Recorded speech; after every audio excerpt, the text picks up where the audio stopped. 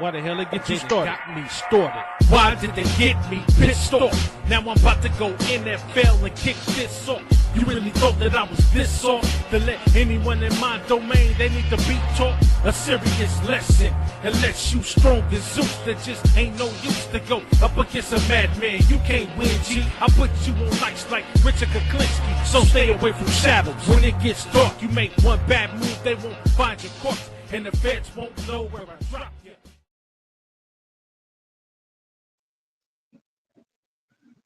Ladies and gentlemen, this is your boy Big Major. Welcome to a special, quick little impromptu show.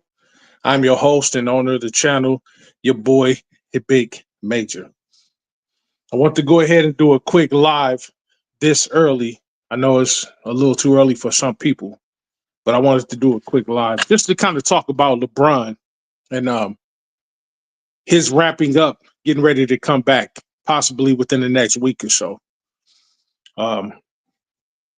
Him playing with the G League, or excuse me, practicing with the G League is actually good for him. I'm going to tell you the significance of that in a second. But please, if you're new to the channel, please hit that like button, hit that subscribe button right now. You know what I'm saying? Become a faithful and loyal member of your boy Big Major, Major Level Entertainment. And shout out to DJ for showing up. You know what I'm talking about? I know he wondered, what the hell you doing on so early? You know what I'm talking about? Hey, man, but I got to talk about this. It was on my mind to talk about it. And I wanted to put some things into perspective. So that's why I'm doing the show today. Shout out to DJ. Please go subscribe to Lakers in 5 if you haven't already subscribed to Lakers in 5. If you are subscribed, go become a member of that channel, man. As a matter of fact, you're supposed to be having a raffle today. You know what I'm talking about? A chance to make some money. You know what I'm talking about? Just in case he forgot. You know, there's like a big bro here to remind him of what's going on today. Oh, excuse me. So definitely go over there and give him a like. You know what I'm saying? Share the channel, like the content over there, and become a member. You know, join the family today. You know, I'm talking about Lakers 5, 6, or 7. So yeah. Definitely do that. Once again, if you're new to this channel, hit that like button, hit that subscribe button. I do shows like this just about every week. This is a quick show. I'm not gonna hold your attention too long, but I had to talk about it. Now, here's the significance. Yeah, you guys can disagree, but this is just what I observed. I've heard a lot of people talking about how, you know, LeBron has an ego and this and this and that. You know what I'm saying? You've heard it all throughout his career. He has an ego, you know, pretty much the size of Texas or whatever the case may be. And I've often argued against that. I'm like, you know, the guy, it's not about him having an ego. It's about the guys around him stepping up. You know what I'm saying? Guys around him knowing their roles, knowing the importance of the game, treating the game with respect like he did, to, you know, put the work into his body to get, you know, to do whatever needs to be done to get his team to where they need to be. You know what I'm talking about? That's not a person with an ego to me. Because a person with an ego is like, you know, I'm doing this shit for myself. Fuck y'all and the horse y'all rode in on. I'm going to get mine. You better get yours. No, he's like, no, I want everybody to come along on this journey. Because I know that I can't do this alone. As great as I am, I know that I'm just one person, and basketball is a team sport.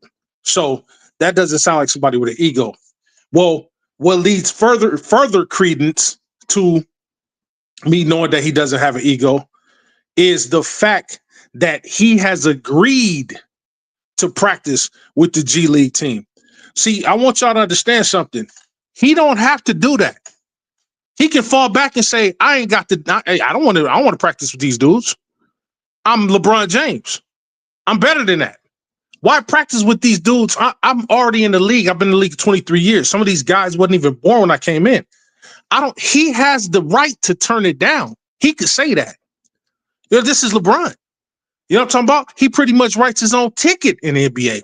As much money as he made the NBA. So you best believe that they came to him and asked him, hey, bro, you know what I'm saying? You getting ready, you ramping up or whatever. Do you want, we want you back on the court as soon as possible. I know you want to get back out there. would you be willing to practice with the G League? Just kind of start you off light. We don't want you to do heavy practicing or anything like that. We're not saying playing the game over there, whatever the case may be. But would you be willing to practice and work out, with the G League just to start off, just to kind of play it safe? They had to come to him. They didn't just say, all right, LeBron he's gonna practice with the G League because he has to. No, that nigga could have said, hell no. A Jordan would have said, hell no. A Kobe would have said, hell no. These is niggas with egos. That dude said, you know what? Yeah, let me go ahead and practice with these youngsters. And you know what? Here's the significance of it. It's better for him to practice with these young guys, fresh talent, than to go out there and practice with the team that he knows right now. Because guess what? That young crowd is going to give him the vigor that he needs to get out here on the court. He's already acclimated to the NBA. He knows the speed of the game. You know what I'm talking about? He know what it feel like to play with Vando and Luka and AR and guys like that, NBA level talent. But the thing that they don't offer that the G League players offer is G League players is hungry. Remember, these dudes are trying to get a spot in the NBA, the main floor, the main rosters on any team. They're hungry. And to be honest with you, if LeBron is thinking the way that I'm thinking, as an older gentleman, I want that young hunger around me, because guess what? That's going to put a fuel on a fire that I have.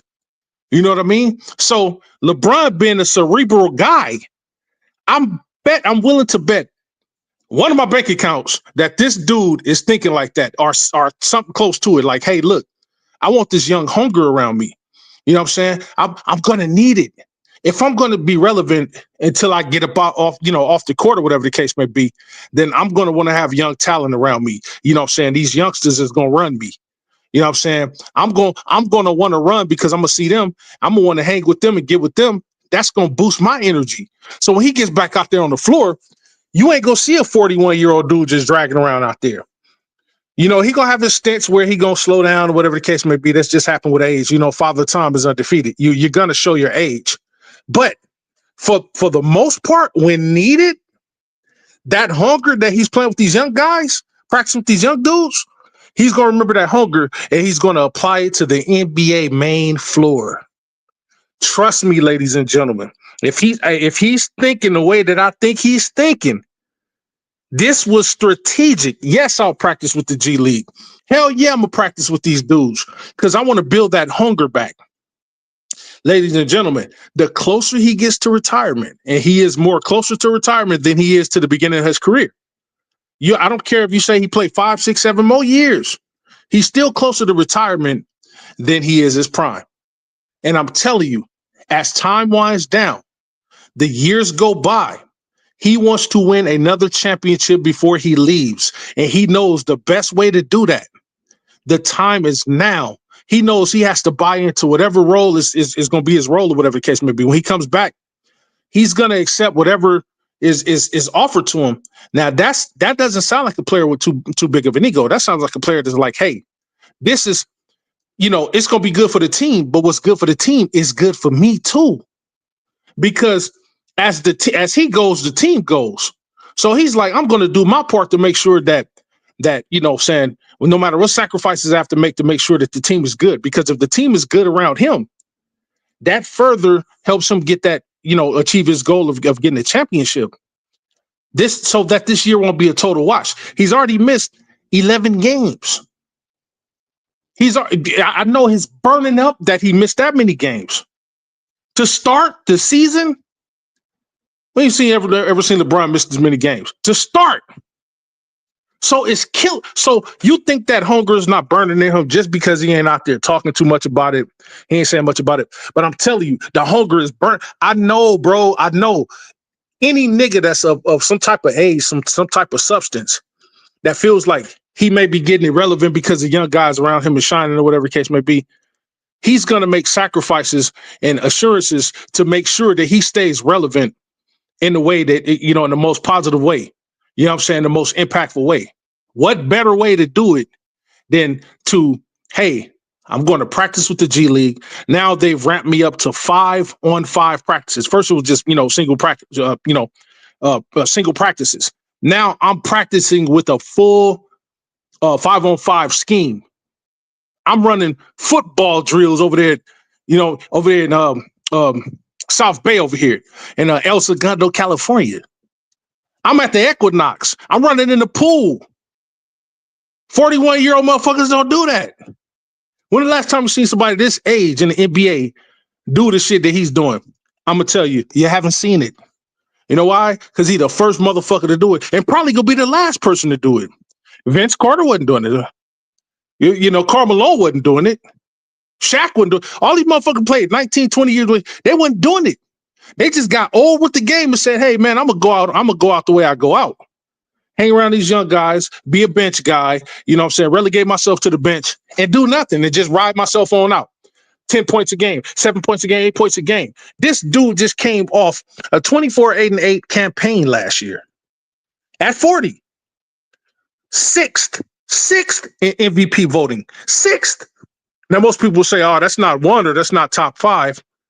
But at 40, that's not impressive to you. That's still top 10. That's not impressive. Got voted to his 21st All-Star game. He'd been in so many of the motherfuckers he didn't even want to play. Didn't have to play. But the fact that he got voted in, yikes. Still making all NBA teams.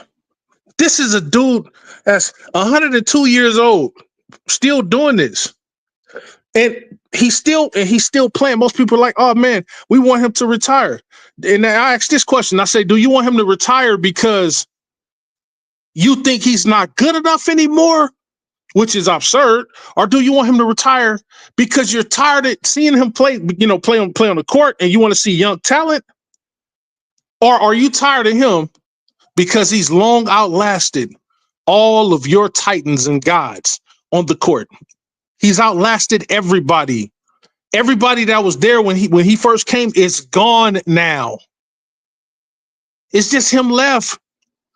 Survived in Kobe's era. Now played in his era. Survived in his era. Came into Steph Curry and Kevin Durant's era. So, their eras kind of collided. He survived in that era, still playing. Then here come Morant and Ed Edwards and all these high-flying motherfuckers, and he's still surviving these dudes' eras. Still playing better than them in some games, most games. Still top 10 in the NBA after 23 goddamn years. So, ask yourself, do you want him to retire because you're tired of seeing him?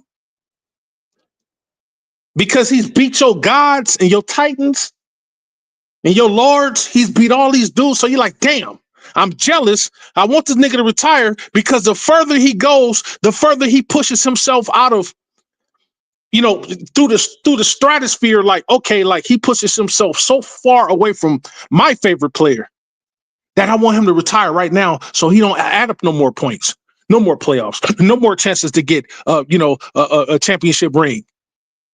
That's what it is. It's not because he's not good, because any motherfucker to tell me that 24-8-8 ain't good, you ain't lying to me. You lying to yourself. And I know you a goddamn lie. I don't give a fuck if I hate a player. I hated Jordan. But if Jordan hadn't did this, nigga, me not being a hater type of person, you can hate somebody without being a hater. You know what I'm saying? A hater, you hate somebody, you're like, damn, I don't like this motherfucker. He beat our team every year. Oh, yeah, that's a hater. That's a person that hate the player. But a hater is a person that's like, yeah, that nigga averages 32 points a game against us. But that motherfucker, sorry, he weak, he whack. Now I'm being a hater. Do you see the difference? I hate the motherfucker because he beats us. But I'm never going to be a hater to the point where I'm going to say, well, not only do I hate this dude, but he's whack. I'm a hater. No, truth of the matter is the nigga is scored a 32, 6, and 8. Those are great numbers. So I'm never see that's the difference between you can hate a player, right? But still give him his props. Hated Jordan, still gave him his props. Hated Bird, still gave him his props. Hated Bernard King, still gave him his props. Hated Adrian Dantley. Hated Rolando Blackman. I hated Scottie Pippen and Patrick Ewing and Karl Malone and Alonzo Moore. I hated these motherfuckers, but I gave them their props. That's the difference between a motherfucker. You can say I hate these motherfuckers because you know they're rival to the team, and the person that's just saying I hate them. They're no good. That's bullshit. And a lot of these people that hate LeBron, they hate the dude because he's this good this long, and they don't want to admit it because they don't want to seem. Because hate is a bad word. They don't want to seem like. They don't want to haters are emotional. They don't want to. They don't want that stigma put on them. They don't want to be looked at as, emotional or weak or anything like that. What the truth of the matter is, that's exactly what you are. If you hate a motherfucker this good for this long, why do you want him to retire when he could clearly still play the game of basketball? And this right here doesn't hinder him. I'm hearing people say it all the time now. Oh, he's practicing with the G League. That's so beneath him. If he's such the GOAT, then why does he have to practice with the G League? I'm like, you dumb, slow, retarded motherfucker, you. Don't you know this adds further credence to this dude's greatness? Don't you know that this shuts up the ego argument? Because if he had such a goddamn ego, he would have said, no, I'm not going to practice with the G League. I'll tell you when I'm ready to come back to basketball. I want to practice with my real team, goddammit, or I'm gonna go out here and do it on my own. I'm gonna do pickup game. I don't give a fuck what I gotta do.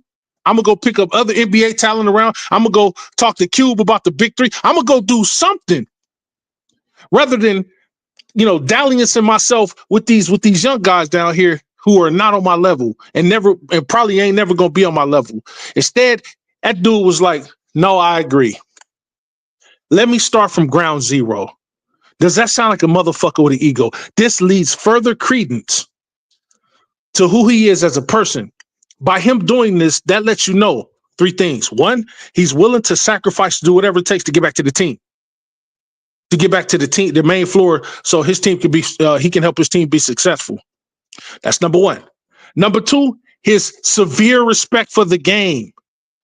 Knowing, hey, I understand these guys may not have names. They may not be household names, but their hunger. I respect their hunger. Who knows what this is going to do for the young people that he's practicing with?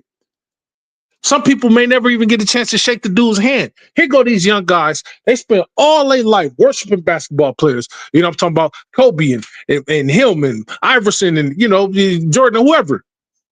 And they get to see LeBron.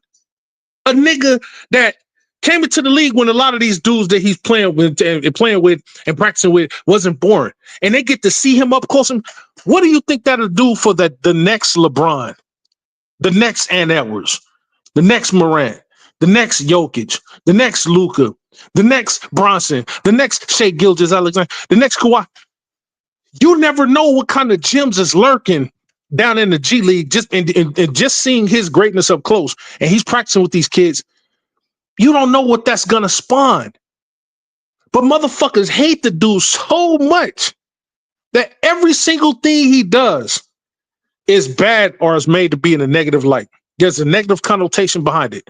He sits out too many games. Oh, he's not there for his team. Look at him bailing out on his team, even though it's fucking a real injury. Oh, he plays too many games. Oh man, see, look at it. He's stat padding. He don't show up to a game to support his team. Oh, he's not supportive of his team. He show up to a game. Oh, look, he wants the spotlight on himself.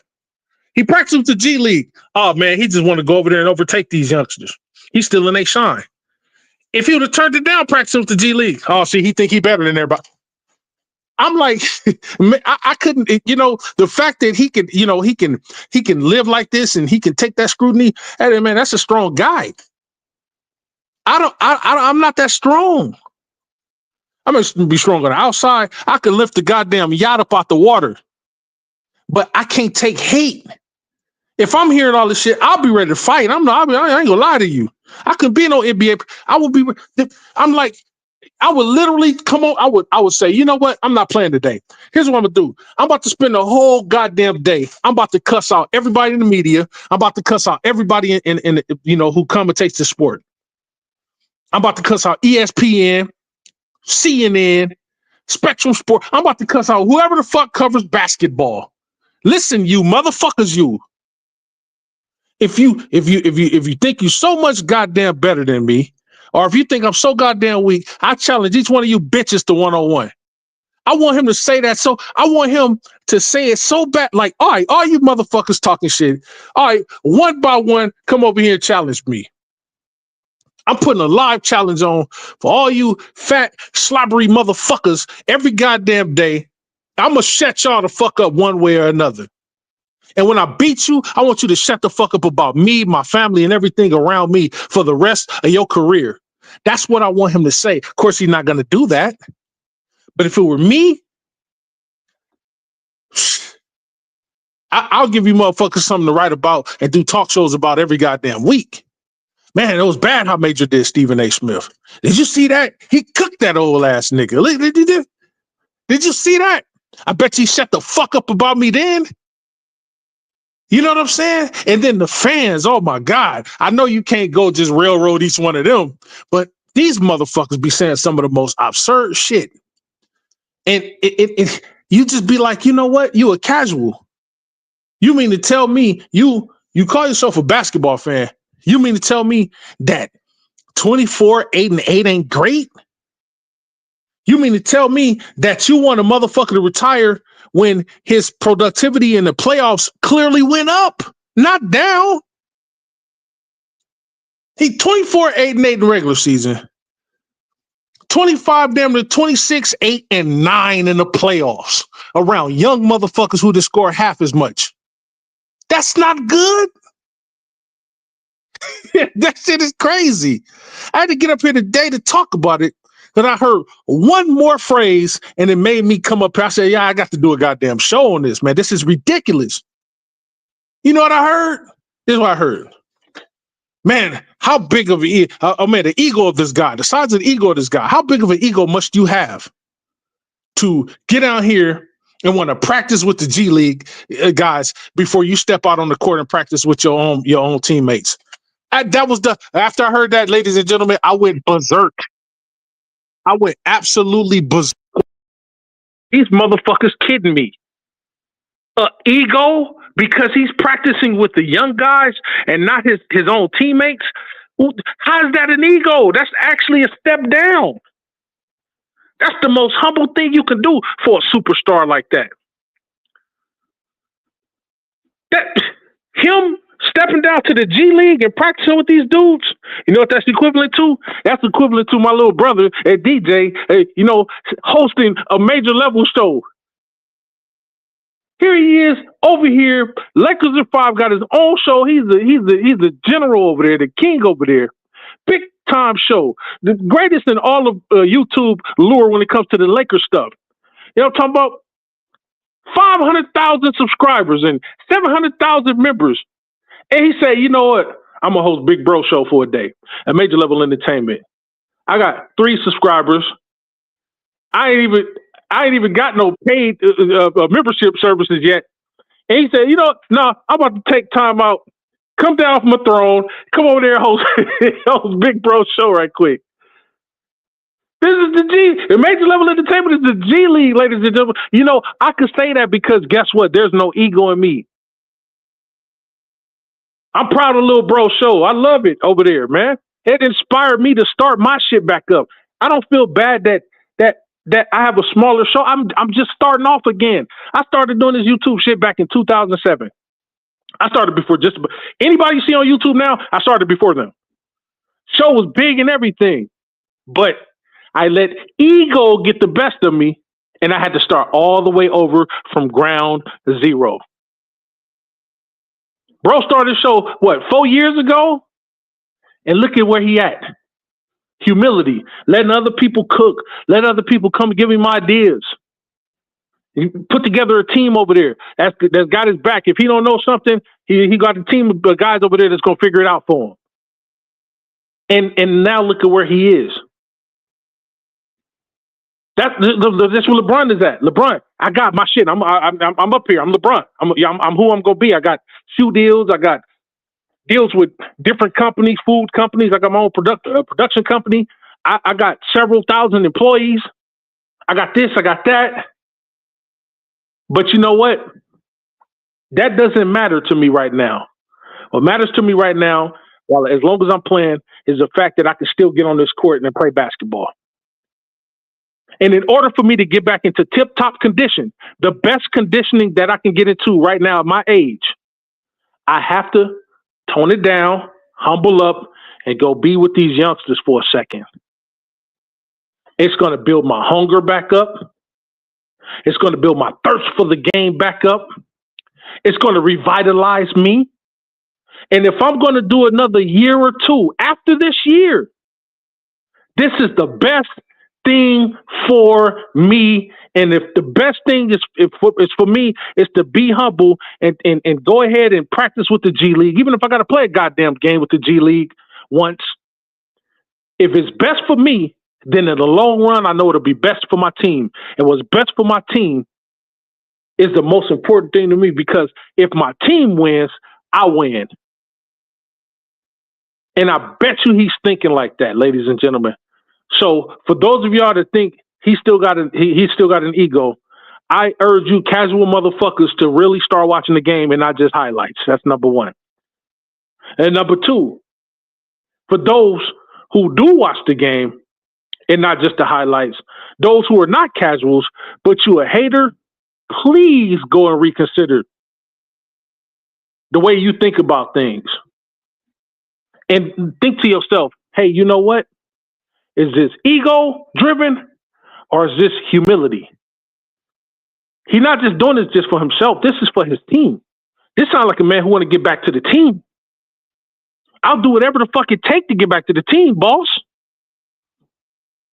That's like getting a promotion. That's like you've been demoted, right? You've been demoted at your company. Okay, he haven't been demoted, but I'm just saying, use this scenario. You're demoted at your company. You went from floor manager to a floor supervisor. Okay, you still got a power position. You still control a couple people on the floor. You went from manager to supervisor. Okay, they tell you you have 90 days to do exemplary work down here on the floor as a supervisor. You know what I'm doing?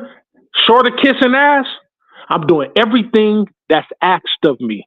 Major, we need you to stay extra 2 hours after your shift is over. Okay, boss, whatever you need. Hey, Major, we need you to come in on Saturday. We want you to do it 4 hours on Saturday. Hey, Major, we want you to train the forklift drivers. You think I'm not saying no to none of that? You know why? Because after that 3 months is up and I go for another review, you're going to remember, hey, I took a weekend shift when I told you my wife was sick. Hey, I stayed after work when I was late for a dinner appointment with my wife. I did this when I was supposed to go visit my grandmama. I did this and I did that. I never turned down none of your commands in 90 days. You're going to consider me again when it comes time for promotions again. Major, you did exemplary work in 90 days, 3 months, like as promised. Here you go, your whole position back. Ladies and gentlemen, I'm doing whatever the fuck it takes to get back into tip-top condition with who I need to get back into tip-top condition, for whatever I'm doing it for. LeBron is doing this. I talked to my doctors. I talked to the Lakers doctors. I got my own personal doctors. I talked to my wife. I talked to Bronny. I talked to Bryce. I talked to Zuri. I talked to my mama. I talked to Rich Paul or Maverick Carter or whoever the fuck he has to consult with. Lewis, H. Davis, whoever the fuck he has to consult with. I talked to all these motherfuckers and they said, you know what? It is best for you. Go ahead and do it. It's temporary. Do whatever it takes to get back to what you got to do. So fuck what the fans is talking about. Fuck what the stands is talking about. Fuck what the haters is talking about. Fuck what Stephen A is talking about. What Skip is talking about. What Kwame Brown's talking about. Fuck that. Because them niggas ain't out on the court with you. That's what I'm telling LeBron if I was his advisor. Now, see, personally, I think LeBron needs a nigga like me on this in the corner. Like, hey, look, yeah, you got your Rich Paul and Maverick Carter and all these motherfuckers, and you got your personal security, but you need a motherfucker that you don't know that's gonna keep it real with you. I don't even gotta have a title, just When you go down his payroll, just go, okay, Rich Paul agent, Maverick Carter partner, this person, that different person, and I'm way at the bottom of the totem pole, and it says Major, real nigga. That's gonna tell you some real shit. And this is what I'll tell him. Hey, fuck what everybody's talking about that's outside your circle. Do whatever it takes for you to get back onto that court and be the great that we know you to be. That's it. And don't worry about reporters and people saying stuff behind you. My personal job, you ain't even have to pay me. My personal job is when somebody get to opening their mouth about you, they don't even have to know me, will never see my face. Somebody go to talking about you. My job is to close their mouth for you. That's my job. I'm a closer. That's my title. Closer. LeBron. LeBron's 6'5", 6'6" assistant. He's a close. We don't know where this nigga came from. He's bigger than his bodyguards. I'm the closer. Soon as nigga get the gap, yeah, that nigga LeBron. Pow! Boom! Right in the chops. And then just walk off. Step over the nigga body and walk off. And then when they put the camera in my face, put the mic in my face, hey man, I don't know what happened. All I know is that the dude was talking. Next thing you know, he went to sleep. I don't know how it happened. What you asking me for? I'm just a lowly closer. Matter of fact, I'm gonna have a mask on every time motherfuckers see me. You ain't gonna never see my face. I'm a ghost. You know what I'm talking about? But I think everybody needs to know, if you're a fan of the game, just the sports, all jokes aside, understand what that sacrifice, that greatness comes with sacrifice, man. It does.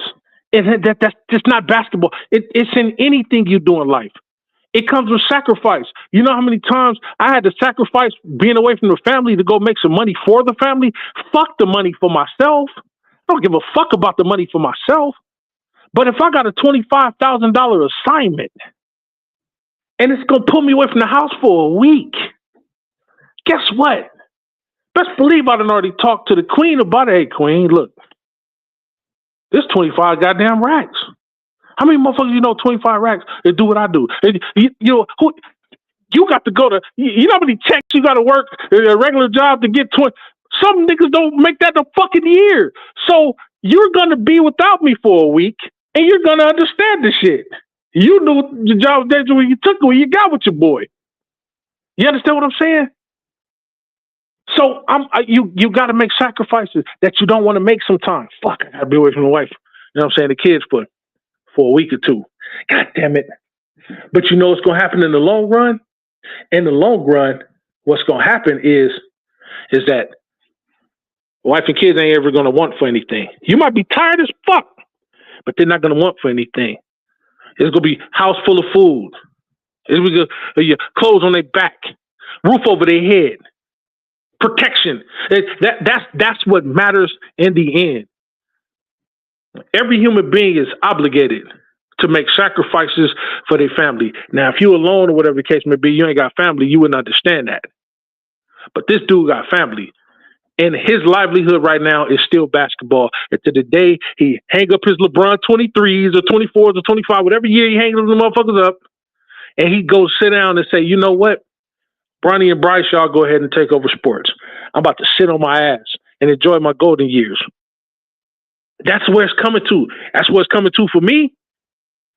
I give myself 2 years, 3 years. Then, ladies and gentlemen, Major is sitting on his ass. I could have sat on my ass when I was 40. But I got too much energy to just sit down. So for me, 2 or 3, 4 years for me, maybe 54, 55, whatever case may be, boom, I'm done. Sit on my ass, got enough money to last me for the rest of my life. And then long after I'm dead, got enough money in my legacy to last my family long after I'm gone. But I'm setting shit now, making sacrifices now, taking long hours now to make sure that everything is cool so that when I do decide to sit on my ass, the only thing I will be focusing on is how to open a motherfucking pickle jar. That's it. Damn, how do you get this motherfucker open? I ain't got the grip in my hands no more. Hold on, let me call Lewis right quick. Everybody should have that their advisors. Everybody should have people around them that kind of, that's going to help you. That's going to help push your, push your legacy, help push your brand. You know what I'm saying? You got to have people around you. Like LeBron smart. He got all the people that from his neighborhood around him. He got homegrown guys around him. You know what I'm saying? You got to do that. He making sacrifices. This right here, going to the G League to practice, sacrifice. Sacrifice. And anybody that is willing to make sacrifices to make his team or himself better, got all my respect. Hate him if you want to, but I'm not on that hate train. I'm not a stan either. I'm a fan. I'm just calling it how I see it.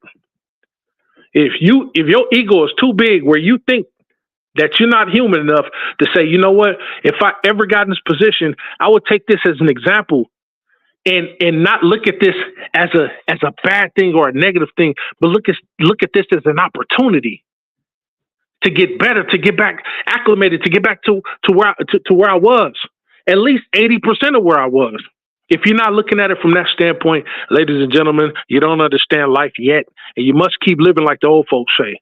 You got to keep living, because I understand it. The minute I heard what he was getting ready to do, I quickly was like, you know what? That's a smart strategic move, even if it's not strategy based. Even if it's not strategy based, it's still a smart move on his end because it revitalizes him, and in a way, it kind of revamps his career a little bit, or not refuel his career, but it kind of brightens the light. His career is dimming. It's dimming out. Guys like, you got these good guys. These guys are getting more athletic than ever, getting more taller than ever, getting more, skilled than ever. And LeBron is still able to handle, to live in the world of the Wembys and these new guys coming about like this and stuff like that. He's able to survive in this world, still scoring what he's able to score, still impacting the game the way he's able to impact the game. Enough for him to be top 10 today, after being in the league almost a quarter of a fucking century, to be that impactful today, man, that speaks volumes to me. I can't hate. I'm sorry. I don't share y'all same hate. I don't. And this will set me apart from a lot of Laker fans, people that call themselves Laker fans. A lot of you motherfuckers ain't. Because if you're a Laker fan, you'll accept anything great coming to the team, because before that motherfucker came to the team, we wasn't doing a goddamn thing in sports. I'm sorry. I said it. I don't give a fuck what you say, but even in Mumba's last couple years, it was horrible. We were a horrible team. Don't make me bring up the record now. I know we love Kobe and we love players like that and stuff like that, but I got to keep it a band. We suck, and Kobe knew we sucked. That's why he endorsed LeBron to come over here. He was like, yeah, I ain't got no problem with him coming here. Who got a problem with it? So-called Laker fans had a problem with him coming over here from Jump Street, not me, because I knew he was coming over here. That's number one. Number two, why the fuck would I have a problem with a superstar coming here? He's a superstar. That motherfucker wasn't no motherfucking fucking Kwame Brown coming here. I'd have been like, oh, what the fuck we need him for? This is LeBron.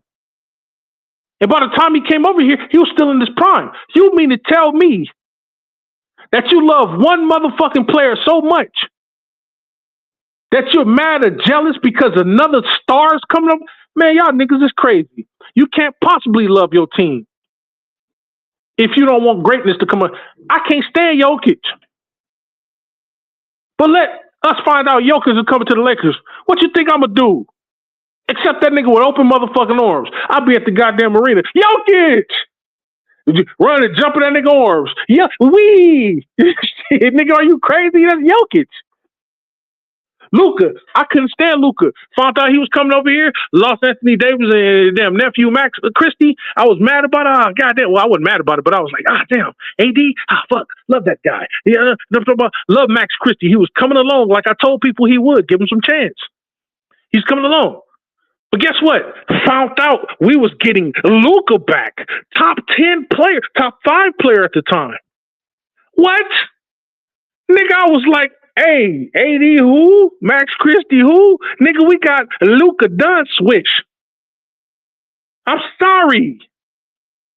But these motherfuckers is on my team. If you come to my team, I'm going to support you. We didn't like Pat Beverly. But he was a dog. We knew he was a dog. Come on over here. We accepted him. Didn't like Rondo. He played for the enemy. Came on over here. We accepted him. That nigga yielded us a championship. Marcus Smart. I'm hoping that the same trend follows. We knew playing against Marcus, like, oh, goddamn, he's a dog. Fuck. Get the nigga on your team. Oh, yeah, Marcus. Now look what he's doing for us. He's brought that dog shit over here when motherfuckers was like, oh, man, he ain't going to be the same. He ain't going to be Boston Celtics Marcus Smart. And guess what, ladies and gentlemen? We didn't need him to be Boston Celtics Marcus Smart. He's not going to be that. He's been in the league 12, 13 years. We don't expect him to turn back the clock and be 21 again, but guess what the motherfucker doing? The motherfucker's still impacting enough. He's still great enough to impact some of these games. He got 7 motherfucking steals in one game. Remember the last time we did that? I told you in the last show. The last time we did that was almost 30 years ago. You know who that player was? Don't Google it. I told y'all. Maybe just Google.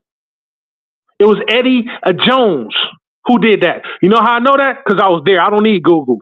I was there. Alive to see the shit. Old enough to see the shit. I wasn't one of these motherfuckers that just started watching because Kobe started playing, or because LeBron started playing, or because KD started playing. You talking to Google. You talking to Wikipedia. This motherfucker came in and gave us 7 steals in one. Do you know how hard it is to get one steal?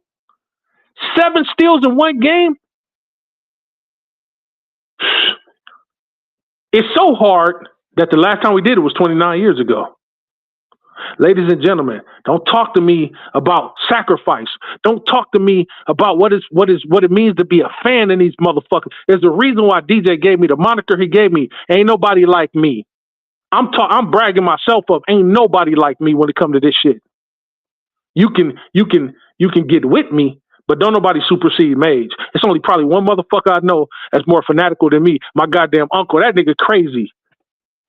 Because this nigga will fight you for a Laker. He will fight. I'm talking about literally, all right, nigga, so if you don't follow this nigga's protocol, he will throw hands with you. I almost got into a fight with my uncle over some shit we disagreed with.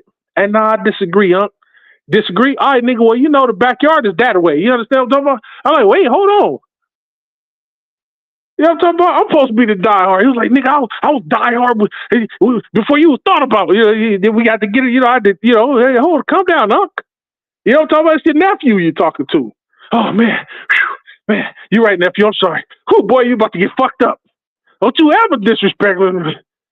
Kareem was old now. He missed it because he was old. Don't get mad at Kareem. He missed the hook shot because the wind wasn't, blowing correctly. They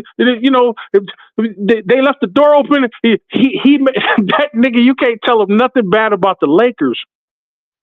You know what I'm talking about? No, I'm talking about. Shout out to Uncle Michael. You know what I'm talking about? But since Uncle Michael ain't around this motherfucker, I'm the boss. Me. Major Level Entertainment. Your big brother, your cousin, your damn nephew, your guy across the street, your neighbor. Come ask me for some brown sugar. I'm going to tell you, I ain't got no brown sugar. I got purple and gold sugar, baby. You know what I'm talking about? Hey, look, listen. I know I say it every year, but you know what I'm talking about? We're going for that chip. Like, I feel even better this year than I did last year. Last year, I figured we'd go for the chip, but we did get 50 games out of the 47 we had Hams last year with us. I told y'all we trend up.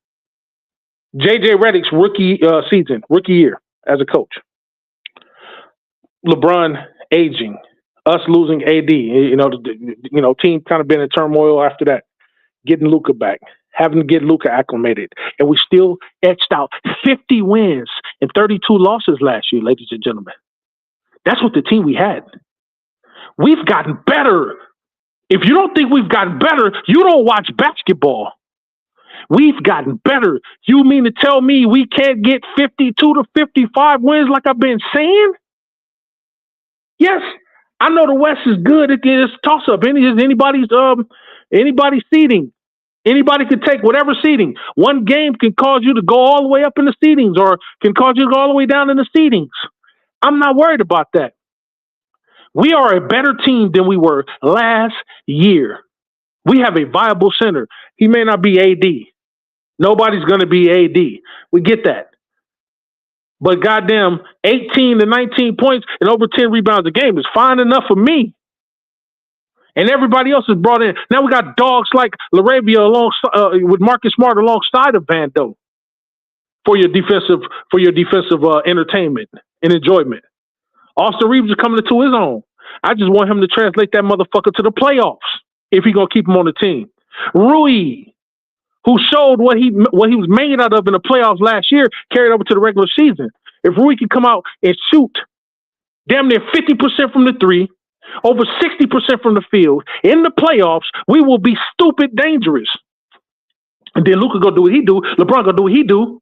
Jackson Hayes is revitalizing his energy. We don't know what AD Thero's gonna do. We don't know what these other guys is gonna do. We are a better team than we were last year. And for motherfuckers saying, "Oh man," Stephen A. Smith said, "Oh, they're not gonna beat the Thunder. They're not gonna beat the Nuggets." What the fuck you mean? We beat the shit out of the Thunder last year with the team we had. Now we're better. You think we're not gonna beat? Hey, look, tonight, ladies and gentlemen, this is the game that I'm really, really, really, really, really waiting on. You know why? It wasn't the game against the Spurs. Yeah, I was waiting on that game too to shut the Wemby talk up. We beat the fuck out of Wemby. Okay, no problem. Get the fuck out the way. They're not the champions. I want the champ. I want Mr. In regular season MVP, Mr. Finals MVP, Mr. Championship, and Shai Gilgeous-Alexander, who everybody in the world was scared of. I got into an argument with their own family members on the channel because motherfuckers were scared of Hardenstein and motherfucking Chet Holmgren. And I told the motherfuckers not to be scared, and we shut them the fuck down. And I still believe that had we have faced them in the playoffs, we would have beat the fuck out of the Thunder in 6 games, ladies and gentlemen. Oh, well, the Timberwolves couldn't beat them, so what makes you think we could beat them and the Timberwolves beat us? Because it's about matchups. We matched up against the Timberwolves. We wasn't a good match for them.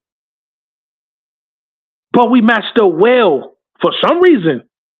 Even though they had 2 centers over there, we matched up well with the Thunder more than we did the Timberwolves. Had we have gotten to the end, to the Western Conference Finals with the Thunder, we would have beat the Thunder, ladies and gentlemen. But since we don't do shoulda, coulda, wouldas, I'll forego that right now. But let's see how we play tonight. On the road against the Thunder. And if we beat the Thunder, I'm going to talk all kind of shit. I might do a motherfucking show tomorrow morning. Like, I won't even wait till 1 or 2 o'clock to do a show. I'm going to do a show the minute I wake up. Upon waking up, if we beat these motherfuckers tonight, ladies and gentlemen, oh, I swear to God, I'm going to talk motherfucking shit. I'm going to call out names. I'm going to do everything that I'm going to get all kind of attention on me. Oh my God, bro. Motherfuckers better hope we don't beat these dudes. Because I've been here, they ain't gonna beat the Thunder. If we beat these motherfuckers tonight at their house, don't talk to me. Don't talk to me. I don't want to hear not now, motherfucker, get up on Little Bro channel or get up on my channel and utter a motherfucking word. If you better hope we lose tonight. If we beat these motherfuckers tonight, I don't want to hear shit. Even if we go the rest of the year losing, I don't want to hear a motherfucking thing about tonight. It's one game at a time, ladies and gentlemen. I'm so serious, nigga. I'm serious as a motherfucking heart attack. That's on both my parents, rest in peace. I better not hear a motherfucking peep out of nobody if we beat these son of a bitches tonight. I don't want to hear Shay this and Shay that and Jalen Williams Green this and Jalen Williams that, whatever the fuck his name is. I don't want to hear Lou Dart this, Lou Dart that, Alex Caruso this, Alex Caruso that, Chad Holmgren this, Chad Holmgren that, Isaiah Hartenstein this, Isaiah Hartenstein that. I don't want to hear a marshmallow, Easter, pastel yellow, pink, and green peep out of no motherfucker, bro. Tired of this shit. Here it is. We win. We get 8-3 without LeBron. Some games without Luka. Some games without Austin Reeves. Some games without Luka and Austin Reeves. Some games without all three of those motherfuckers. And we managed to get 8-3, well over 500. Still top 5 in the league. And still no respect. I'm tired. We beat the reigning, defending champs. Tonight, I don't want to hear a marshmallow peep. I swear before God, I don't want to hear a marshmallow peep. If I hear a marshmallow peep, no matter where I am, I'm cussing you the fuck out. I'm cussing you. You know what? Here's what I'm going to do. I'm going to be like one of them hockey players floating around on the ice without a stick. I'm going to be looking for a fight.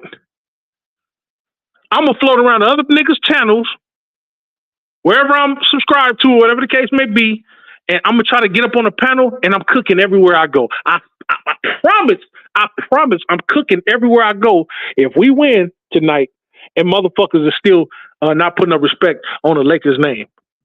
That's a promise. And y'all know me. Y'all know when I make a promise, you know I'm going to make good on my promise. I told you I was going to shut a nigga show down. What the fuck I do? Went over there and took that motherfucker over. Now the motherfucker's scared to talk about basketball. Don't fuck with me. I told you.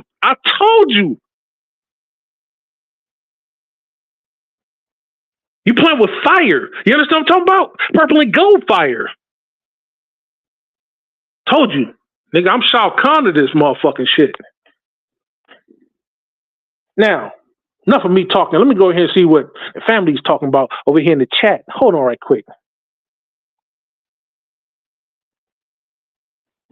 We got a Go James Conzo, a.k.a. Chris, a.k.a. Let me cook this nigga right quick, a.k.a. Fuck around, find out, a.k.a. the Brisket Barbecue Baron of the Bayou, ladies and gentlemen. Because on my mama's side of the motherfucking family. And thank you for showing up to the channel, always supporting Big Cuzzo, man. Really do appreciate that. He says, that G League jersey looks good on Brun. I'm trying to tell you, you know what I'm talking about? It just lends further credence to the greatness of this guy, man. You know what I'm saying? A lot of, men of lesser standard would look at this and be like, this is a demotion or some type of punishment of sorts. But he's looking at it like it's an honor. And because of that, he's making a sacrifice.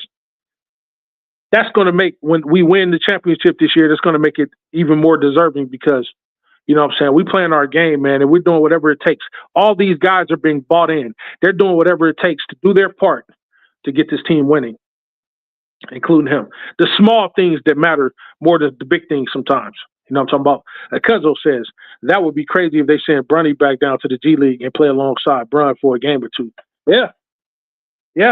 I don't think he's going to play a game, but he's definitely practicing with the guys, for sure. I'm talking about, Go James says, no, facts, Cuzzo.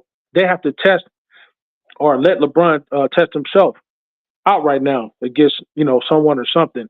We don't want Brun to go out there and get hurt, not playing for weeks to start the season. Absolutely. You have to get yourself acclimated. What better way to do it than with these youngsters out here?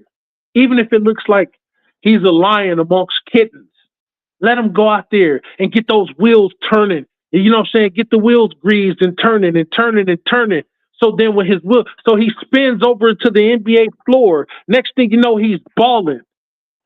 Everybody talking about, it's going to take him a while to get acclimated. This is LeBron James. 1 or 2 games, like DJ said. 1, 2, 3 games, maybe the third game back.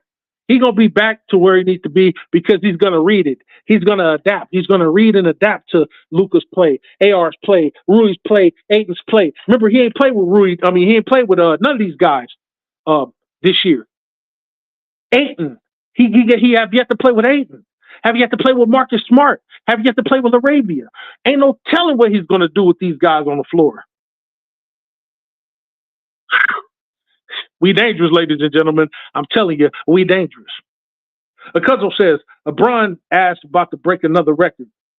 The oldest guy to play for the G League. Hey, there you go. It's just record after record after record. Just keep breaking them. And you know what? I'm here for it. I'm here for it all.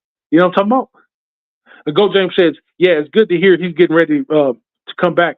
And for the haters that say he's ducking, we still have to play damn near all these teams once, twice, or even 3 or 4 more times. Yes, we absolutely do. He ain't ducking nobody. I've been hearing that stupid shit too. Did we duck anybody last year? Fuck no. When his road dog AD went down, did we duck anybody? Hell no. Nigga went out there and did what the fuck he was supposed to do. It was the other niggas around him not doing what they were supposed to do. Shut that narrative down. Cuzzo says, yeah, it's going to be a showdown.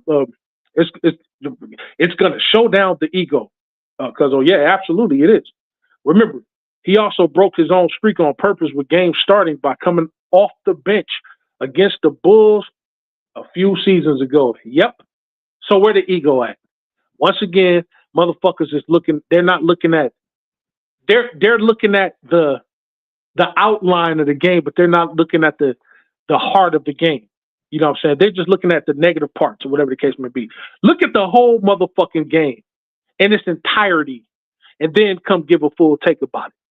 You know what I'm talking about? That's why a lot of niggas ain't doing. The cousin says, oh, he's clapping for his teammates. He wants the spotlight. He's standing in the huddle, in the team huddle. He wants the spotlight. It's damn if you do, damn if you don't. You understand what I'm talking about? Cousin says the G League is a thing on its own, right? LeBron can help give it a boost. Yeah, he can. No bigger name has ever played for the G League and probably won't ever be, even if it's only 1 or 2 games. Absolutely. And this is just him practicing. Look at how much fanfare is getting just off him practicing in the G League. You know what I'm talking about?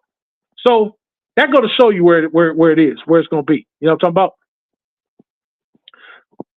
about? Cuzzo says the G. Oh, yo, hold on. Yeah, Cuzzo says, yeah, damn, somebody made a video already talking crazy about his decision. Yep, already. This is what they do. Not focusing on the game, not focusing on the team that they're playing, not focusing on these young guys around them, and then everybody is so quick to say, well, LeBron is he's not giving anybody a chance to, you know, not giving the young guys a chance to thrive or whatever the case may be. He always wants the spotlight on him. No, you motherfuckers put the spotlight on him. This dude can just be sitting on the sideline eating a blueberry donut, and next thing motherfuckers know, oh man, LeBron, I thought he was supposed to take care of his body. Why the hell is he eating a donut? How could Savannah allow this to happen? Like, why are you talking about him and not talking about Wemby? Or not talking about Shea? Didn't these motherfuckers just win the championship last year? Why are y'all focusing on what the fuck he doing and not doing? See what I'm saying? Damn if you do, and damn if you don't. The GOAT James says, no, Big Baby says, W, what's up, Big Baby? Shout out to Big Baby Sports for showing up to the channel. The GOAT James says, you watch some TV today, Cuzzo? They talked about this on TV already. No, I haven't. I see a lot of Instagram posts, you know, Twitter feeds and stuff like that. And that's what's making me, you know, do my show now. That's why I had to come on here to do it early because I know I was like, I ain't going to have time to do it later. You know what I'm talking about? GOAT James says most of these fans are just as dumb as some of the GMs and team owners. Ask Nico and Maverick about the owner. Yeah, absolutely. Exactly. Absolutely. Shout out to Laker Girl 36. Shout out to Laker Girl 36. Little sis, please go subscribe to her channel. There's go another Laker channel right there. One of the best in all of YouTube, I'm telling you. She got those fire interviews over there. Go take a listen. Give her some support. Go over there and like. Subscribe to that channel right now. Don't make me tell you again. You know what I'm talking about? And Big Baby says, I think this is his last year. I think this is the last year with LeBron in LA. And I'm okay with him leaving next year. It's the Luka Doncic era. You know what? I told DJ this a while back, but I'm actually looking forward to LeBron retiring. Not in a bad way, not in the way haters might think. Reason why I'm looking forward to LeBron retiring is because I'm sick of his haters. Sick of haters saying something bad about him at every turn. I'm sick of his stands. I'm sick of everybody.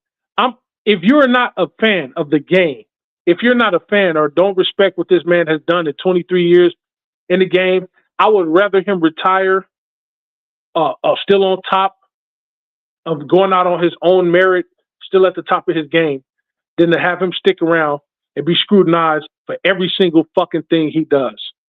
So I want him to retire for a different reason than other people would. Haters want him to retire because they haters. Stans don't want him to retire. And people that are fans are like, you know what? He's given as much as he can give to the game. He doesn't owe he doesn't owe anything else. He's put his body on the line. He's given 4 championships out there. He's made a lot of organizations money. He's brought a lot of organizations back from the dead or near death. He doesn't do he there's nothing else that he needs to prove himself. So yeah. So when he retires, it's gonna be what it's gonna be. But I don't want motherfuckers to come back later and say, man, the Lakers ain't shit. No, keep that same energy. He's gone now. This is Luka team and AR team. If they sign AR to a long extended contract, AR and Luka alone will not hold this franchise up. Trust me.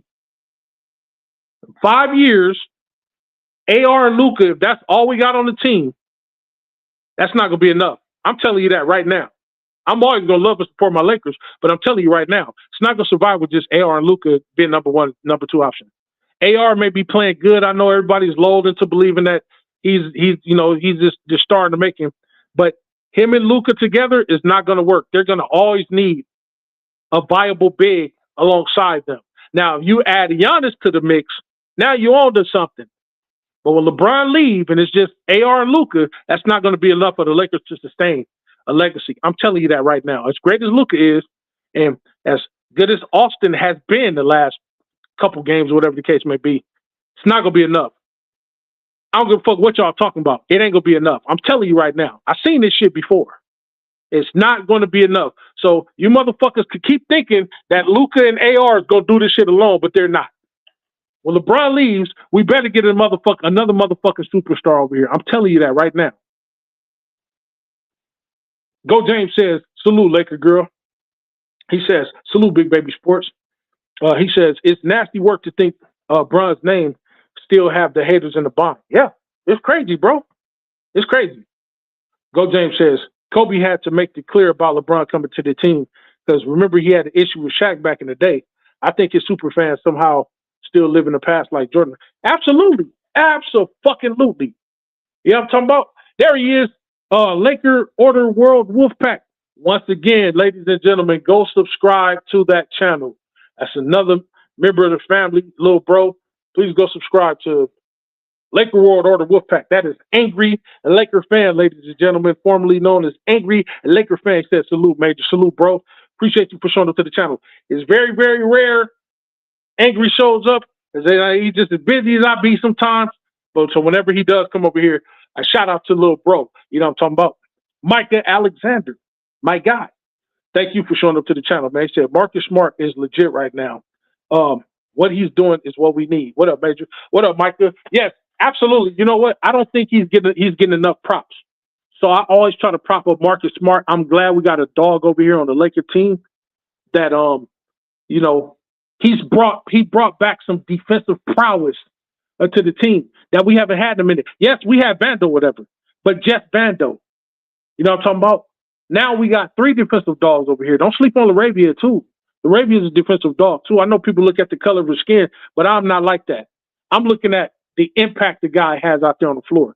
Even if he's not scoring, he's impacting somehow, some way. He's getting in the face of the defense.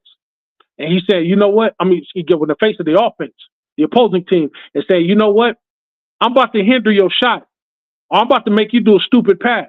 I'm about to play these passing lanes. I'm about to try to draw a steal. Now, I might not get the steal, but my team might get it and going back the other way for 2 or 3 or a foul. I'm going to show some hustle out here.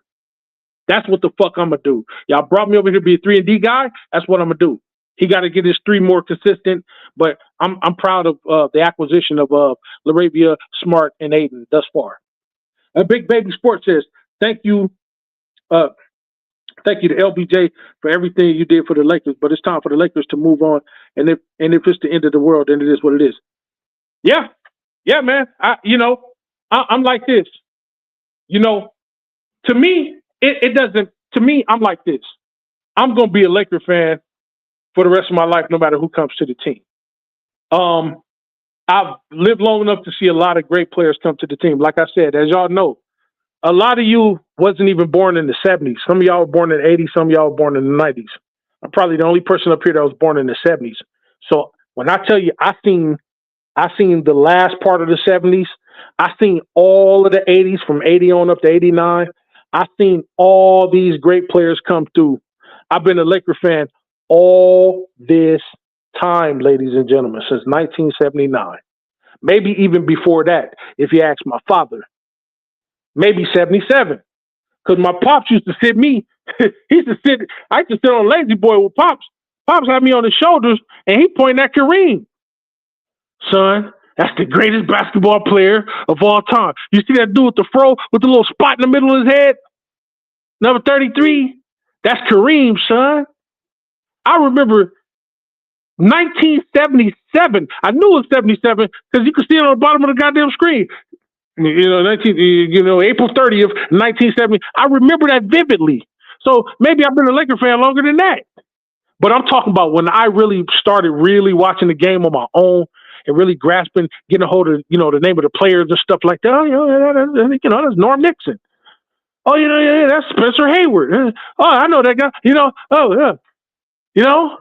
But when I really started getting acclimated to it, it was about 79. So that's why I pegged 79 as the time that I really came into my own. I'm talking about.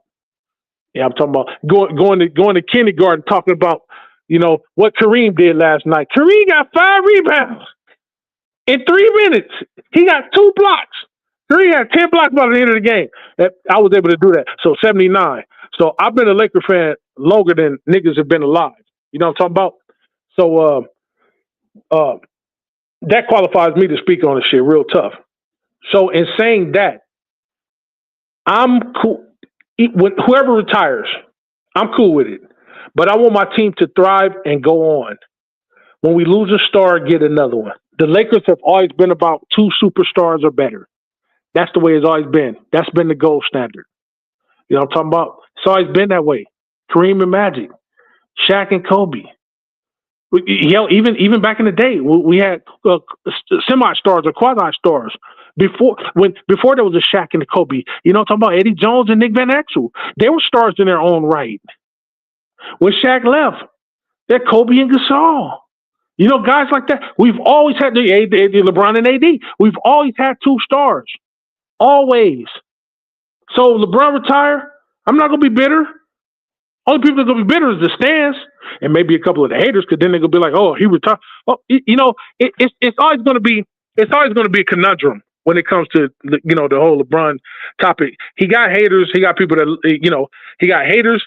He got people that worship him. He got people that just simply love him, because of what he's given to the game. And he's been a great player.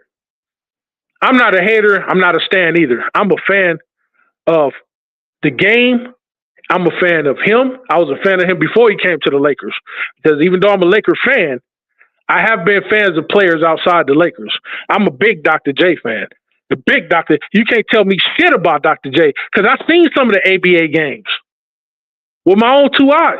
So I was a big Dr. J fan. That nigga didn't play for the Lakers. I was a big Barkley fan coming up. I patterned my game after Barkley, power forward, undersized power forward, or under-height power forward. Big Barkley fan. But I'm a Laker fan. I mean, fan of individual players, it's okay to be that. But when it comes to team dynamics, I've always been a diehard Laker fan. I'm talking about? Always been. I would say just about I was born one. I'm talking about? I was raised in California my whole life. I was just born in Jersey. Y'all know the story. I was born in Jersey. My first 2 months of my life, I'm in Jersey. The next 50 years of my life, I'm in LA, Watts, California, Compton, where I live at now. So trust me, I'm qualified to talk about this shit. Niggas be like, you wasn't born in LA. Motherfucker, I was 2 months. I hate when motherfuckers say that. Like I'm not validated to talk about it because I was born in another place. That shit don't matter. 2 months, nigga, you might as well say I was born in Watts. I've been at this motherfucker since I was 2 months. I was born in 75. A lot of you motherfuckers that was born out here was born in 10 years after me. Don't tell me shit about you can't say this and you can't say that. Motherfucker, I was raised and bred out this motherfucker. I know more about LA than some of you motherfuckers that was born. You niggas, you could have been born in the motherfucking at the farm talking about you wasn't born here. But motherfucker, I was 2 months old when I came out to this came back to this motherfucker. My family was already living here. Moms and pops was on vacation and shit out there. Nigga, my pops was from East LA. Watts, California. So can't nobody tell me shit about what the fuck I know or what I don't know. I'm a 70s baby. I saw more of your life than you seen in your life. Can't tell me shit, nigga. I know all about this. I remember when motherfuckers. I remember when before TV, before you can when games was tape delayed.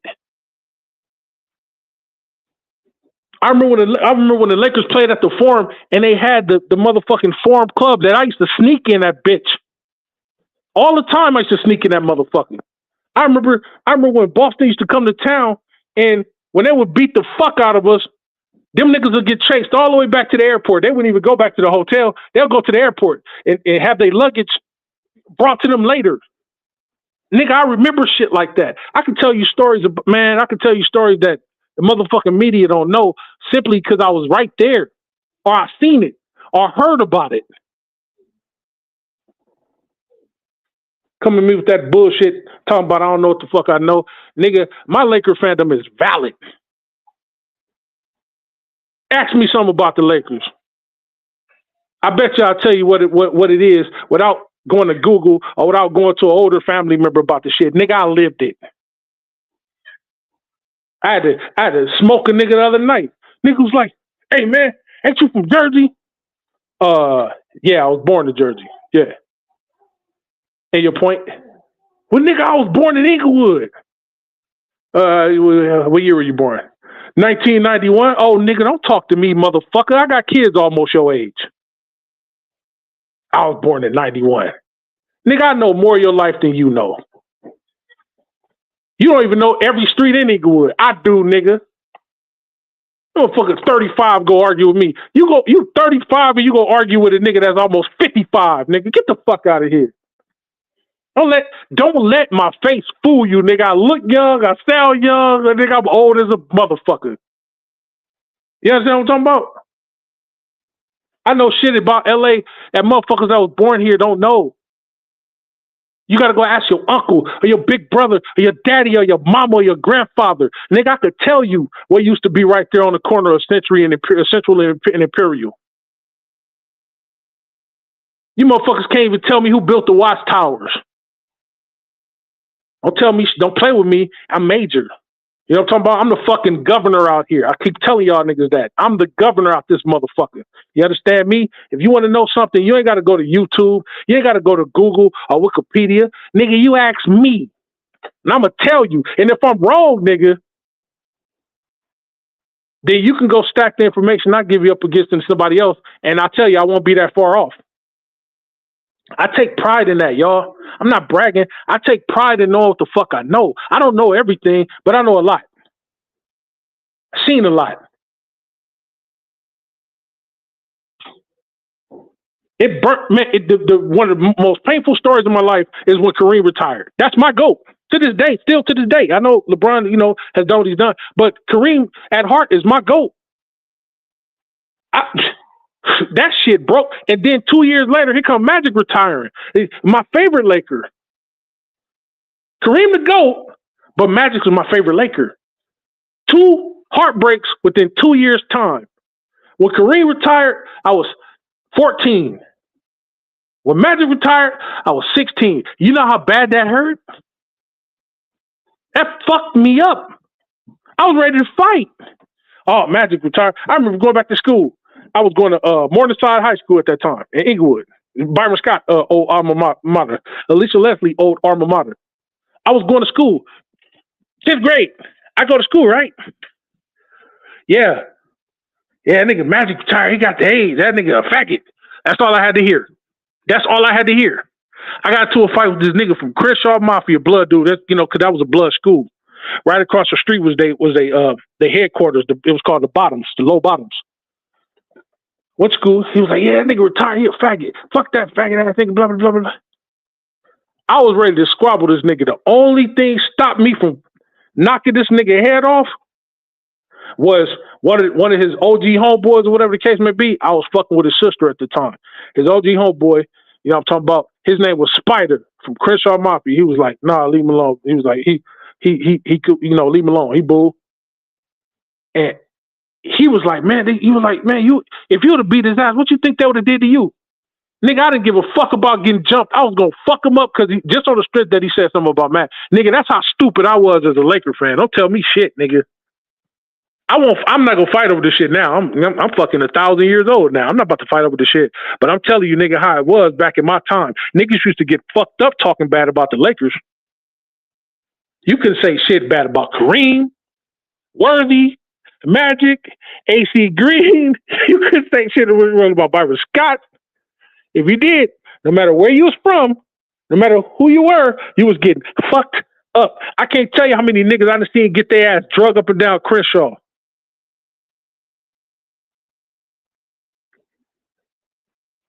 Telling you, one day I'm gonna do a show on just some shit, just a bunch of shit that I've seen coming up, man.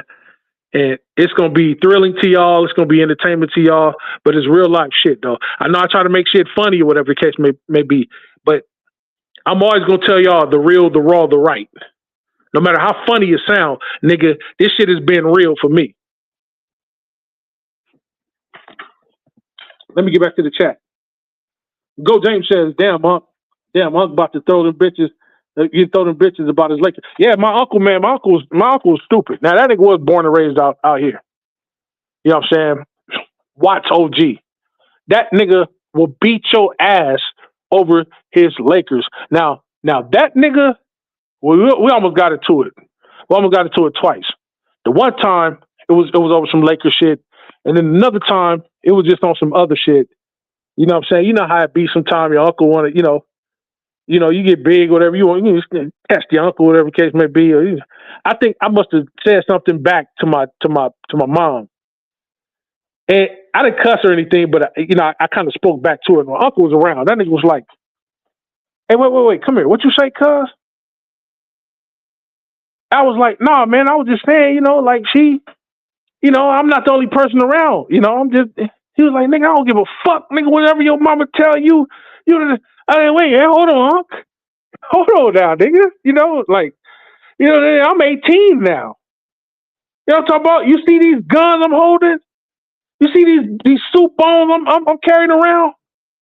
You know what I'm talking about? I walk around here with 22-inch pythons and fucking nigga, my neck and my shoulders is connected now. I don't think you want this, Unc." That nigga just laughing at. He sit back. He done hunched this. He done turned his head to the side and crossed his arms like, "Hey, just keep talking, youngsters." I'm like, "Yeah, nigga. Yeah, nigga, I'm 18 now. Blip, blah, blue, blah, blip, blah, blah." I'm talking about, at that time I had just got my first degree black belt in Kempo. I was boxing over at Hoover Street Gym. I already had hands, but now I got disciplined hands. I'm like, yeah, okay, I'm not no regular nigga now. This before I went to the military. You kind of squaring up at me, and that's the wrong thing to do. You're like, yeah, I'm bigger than you. He like, "Oh, yeah, that's fine, youngster." He was like, "Oh, come on, the backyard's over there." Oh, nigga, we ain't got to do the backyard. We can do it right now. Right here, right now. Bro. My mom was like, nah. She was like, no, you got to learn. Come on out here. I walked outside, right? As soon as I went down the ramp, walked outside, walked alongside the house. I'm ready to get back there. I'm thinking I could take them like that. I'm bigger than them, stronger than them, swollen than them.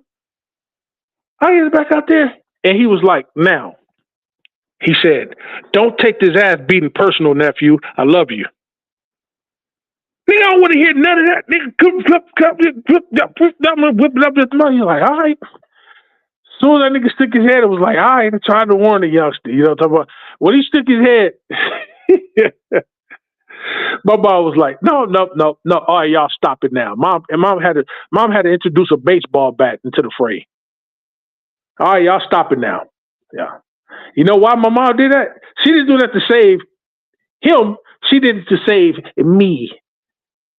And then I learned quickly, just from niggas in the neighborhood, hey, man, you big and all, but your uncle done knocked out niggas bigger than you. And he was like, you ain't no different. You a youngster. He didn't knock out niggas bigger than you. See, the problem with you youngsters is you're big, you're strong, you got the youthful energy, but you don't have experience. That right there learned me a valuable lesson, ladies and gentlemen, that I carried for the rest of my life. I learned never again to press niggas yeah, he may not have had the muscle I had, may not have had the height I had, the weight that I had, but that nigga had experience. He knew how to hit niggas and where to hit niggas. Yeah, I could have been martial arts this and boxing this and then, all that shit. But in the street fight, none of that shit matters. This nigga came up fighting with Tookie and these niggas. This nigga came up fighting with Craig Musson and these niggas, Raymond Washington and these niggas, Jamal Burns and these niggas, Bigfoot Wallace and all these niggas. He ended up fighting, came up fighting with Baba Louie and Mousy and all these big time Crips and Blood niggas. And I was just a regular 18-year-old dude that had some muscle on them. My mom saved my ass. We talk about that shit today. Now he in his 70s. We talk about that shit to this day. Like, yeah, he was like, oh, yeah. I said, hey, I remember the time. He's like, yeah, bro. Who your mom saved you? You about to get fucked up. And now I'm that old nigga. When young niggas get to testing, I'm like, youngster, do you know who I am? Do you know what I am? I would, nigga, I don't give a. Okay, that's fine. I'm just telling you that I can fuck you up. I'm just telling you, nigga. I know places to hit you at whereby, nigga, you would just be bleeding out slow. Like, don't fuck with an older nigga that know what the fuck he doing. You know what I'm talking about? But I had to learn that from Unc. So shout out to Uncle Michael. You know what I'm talking about? Anyway, let's get back to it. So Mike Alexander says, yeah, I think we got a shot at the title. I just hope JJ learns from his mistake. That's the thing, bro. That's the thing. That another thing I wanted to talk about. I could do a whole nother show on that. But JJ, he did make a lot of mistakes. And the main thing is learning from your mistakes. Okay, one mistake he made was overplaying his guys. Okay, you don't want to run your players into the ground. They're like workers. You don't want to. If you've ever been an employer, if you've ever had people under your employ, you don't want to work your workers harder. Like now, I train with a security firm. I'm a security consultant. Every now and again, I train people. Just because these young people got the youth don't mean I'm going to run them into the ground. I'm not about to have them doing 14, 15-hour shifts. I'm not about to do that. I'm going to have them doing exactly what I could do. I know I can't work 14, 15, 16 hours sometime, not at my age. So why run them into the ground? And then some of these guys won't even last long enough to make it to my age in the industry. No. You go in here, you do this. Don't work hard, work smart. You know what I'm saying? Teaching them crowd control, teaching them how to control a crowd, teaching them how to conflict resolution, things that I learned in the military, things that I learned just by being in security, having been a bouncer, having been a regular security guard, having been a bodyguard, things like this. I'm showing them how to be smart, and everything don't have to turn into a fight. Learn to know where the hot spots are in certain groups and situations. If you see a person heating up, you don't argue back with them. That's number one. You have to turn down the situation. Conflict resolution. Okay. I'm going to shut up. Let me hear your side. Okay. This is this and that. Okay. Now I understand your gripe. Okay. Now let me hear this person's side. Okay. And then don't take sides.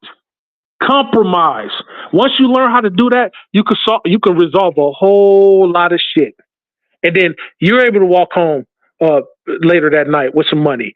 They're able to go on about their business and nobody got hurt. Now, if you must use force, here's how you do it. Yada, yada, yada, such and such, blah, blah, blah, blah, blah. And that's how you do it. You got to work smart and not hard. And that's why a nigga is where he is today, having survived 32 years in this game doing what I do. Now I'm talking about knowing how to resolve things, because I care more about getting money than I do about the violence. Some niggas get into, oh man, I get to fight. No. No, this is the $30,000 contract. I'm not about to fuck this up. I get to take this home. No middleman. Oh, no. Let me try to resolve this conflict. Okay, why are you fighting? This nigga spilled a drink on me. Okay, you spilled a drink. Did you apologize? No, I ain't apologize to that nigga. What the fuck I look like? Well, first of all, your ego and your pride is the reason why you niggas kill each other. Apologize to him, bro, and mean it. That's all you got to do. It's not gonna make you less of a man to do it. Sometimes it works, sometimes it don't. Dude, hey man, you know what? Sorry, I let my pride get the best of me. I got girls over here showing up for the for the ladies front. Hey man, you ain't got the front in front of me, man. I accept your apology. Most often the times, it's over with. Shake hands, they going about their business. The club is safe now. Now I can go back to the door. Oh shit! Oh god, damn, I thought I was going to body slam him and put him in the full Nelson. Oh, ladies and gentlemen, it's hard out here for Major. Y'all don't know the shit I had to go through. You know what I'm talking about? But I'm here. You know what I'm talking about? And I can teach niggas how to be better men. So yeah, hopefully JJ learned from his mistakes, man. And don't overplay those guys. And rotation. Give everybody a chance to get acclimated. Because if the playoffs come about, you're going to want everybody on your team ready. You know what coach I have the utmost respect for when it comes to stuff like that? Greg Popovich. That motherfucker made sure everybody was ready, including niggas that was in the reserves. Hey, look, be ready. Tim Duncan might go down. He needs to step up. I'm in the G League, coach. So what? Get ready. We might have to waive this one motherfucker to bring you up. Greg Popovich played everybody. I don't give a fuck who you was. He was no respecter of persons. Hey, what's your name? My name is Bruce Jameson. Nobody ever heard who the fuck you are? Get your ass out there. You've been practicing? Yes, I've been working on my 3-point shot, like you said, coach. Okay, you're supposed to be a 3-and-D guy. This 3-and-D guru. All right, get out there. Show me what you got. And that's why the motherfuckers won as many times as they won, and why he's one of the most winningest coaches of all times. If JJ want to be a great coach in this game, especially today's game, learn to get everybody on the team acclimated to the team. Big Baby says, I just got some Krispy Kreme. Here go Big Baby. Here go Big Baby starting up again. Now, this is why I can't unbig my back. I'm talking about just when I get ready to go on the diet, here come Big Baby. Talk about some damn Krispy Kreme. Well, see, out here we got something called Randy's Donuts. And I don't want to talk about Randy's Donuts because then I'm going to have to go over there and get a dozen. And then I got to explain to my wife why I did that. And I don't feel like fighting her right now. It's too cold out here. Anyway, so enjoy your Krispy Kreme. I'm acting like I didn't hear that because he's going to get us both in trouble. A shout out to Big Baby. He said, Major, let's talk about food real quick. I don't want to talk about food. That's the thing. I eat too much. I'm trying to lose weight. You know what I'm talking about? I've been working with Lewis, and Lewis told me, hey, Major, he was like, hey, man, you got to get your weight down, man. You getting too old. You be walking around with all this muscle on you. Like, you getting old, bro. You stop eating pancakes late at night and stuff like that. And then you have enough to pour a whole bottle of syrup on the pancakes, and then you spray whipped cream all over the pancakes. You got to stop doing that. You got to start eating a little bit more healthy. So that's what Lewis told me. So I think I'm going to listen to Lewis on this one, bro, because I don't want, I pay way too much money, for his services that, So shout out to Lewis, my damn therapist. You know what I'm talking about? Go James says, salute, Micah. Big Baby says, if we win tonight, I think we're going to win tonight. They're going to be like they had it back to back. They're tired. Yeah. I definitely want the W tonight, bro. Just this is a statement game for me. You know what I'm talking about? Go James says, and for everyone thinking we better without LeBron, we just got our asses ran off the floor by the Hawks without all they damn starters and star players. But we shook back for sure. Absolutely, cuzzo. And that's why I want people to see we're not better without LeBron. We're not. I know a lot of haters are going to say we are, but truth of the matter is we're not. I'm sorry if you feel otherwise. I don't give a shit. Lil Bro said a big facts. I'm talking about Lakers in 5, ladies and gentlemen. Lakers in 5 said, I don't understand how people say LeBron is going to mess up the chemistry. What? I don't know, little bro. I don't know, man. But people say some absurd shit. You know what I'm talking about? Lakers in 5 says, I don't see Chris comments. But what up, Chris? Shout out to Chris. Yeah, I don't know why you don't see his comments, man. I don't know what the hell is going on. I think maybe his phone might be messing up. But I'm gonna try to read all the comments. He said, "Oh, thanks for clarifying that, Cuzzo. Was just waking up and saw you was on live and saw Brown in Jersey and thought, boy, we was about to play in the G League game for a game or two. My crazy ass. Now, you know what? At first, that's what I was thinking. But then when they emphasized practice, I was like, yeah, he's going to definitely practice. Yo, for those of y'all that's playing, that's catching up, I'm actually going back and reading the comments because often when I talk, people are commenting while I'm talking, and I'll go on for a rant for a minute, couple minutes, and then I like to go back and read every single comment that is made in the chat if I can. So if I'm reading comments back at 11:45, just bearing with me, and I'll catch up to your comment. Lil Bro says, "What the hell? There's 2 live streams." Hey, yeah. Hey, no, bro. I don't know when you're doing StreamYard now. They'll ask you, "Do you want to do landscaping and portrait?" And they said it's recommended, so you can do 2 live streams at once. And so I just clicked yes, and you know that the fucking shit is happening. I don't know how, but it's crazy. You know what I'm talking about? Yeah, it's crazy how that happened. But I just follow their instructions. Go James says, yeah, it's crazy because all the greats that played 20 seasons can give you whatever they can and still be placed wherever they rank. Kareem gave you what he did in the last 3 years and still top 3. Yeah, absolutely. Absolutely. Alexis 5. I was commenting on the other live stream. Weird. It's crazy. It's crazy. But when I get off the live, I'll hit you up, DJ, and let you know how that shit, because it was an option that was brought to me, and I was like, okay, I don't understand. I mean, I can even hear my theme song playing twice. My intro and my outro. I can hear that playing. Hey, it's weird, but I guess it works on the other end. And as long as y'all can hear me perfectly, then that's cool. Go James says, but if Bron doesn't give you 20 plus this season, or damn near year 23, he's not the GOAT or in the GOAT conversation. Damn haters. It's damn if you do, damn if you don't, cuzzo. I got to the point, like I told DJ, I'm not about to argue with nobody this year. I'm not about to debate with nobody this year. I'm going to say what I say, give my take, and I'm going to keep it pushing. If a nigga try to goad me into a debate, I'm going to let him know one time, listen, my nigga, I said what the fuck I said. You said what the fuck you said. You don't have to agree with me. I don't have to agree with you, but I am not going to give you that time or attention arguing with your ass. I said what I said, and you ain't going to change my mind. I'm a stubborn motherfucker. I didn't get this old in my life changing up on anything I say. If I don't mean to say nothing, I won't say nothing at all. But ladies and gentlemen, when I say something now at this portion of my life, I mean every goddamn word to come out my mouth. So good luck trying to change my mind.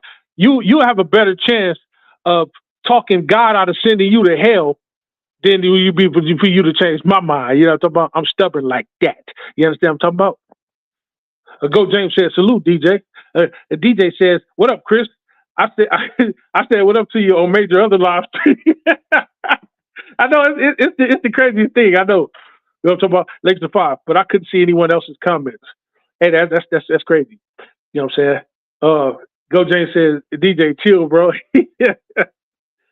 Lakers at 5. Ha ha, you laughing. You know what I'm talking about? Go James says, and if a nigga got a problem with Big Cuzzo, you's got a problem with your boy. Fuck all the haters. Hey, look, I told y'all don't let Chris get off the porch.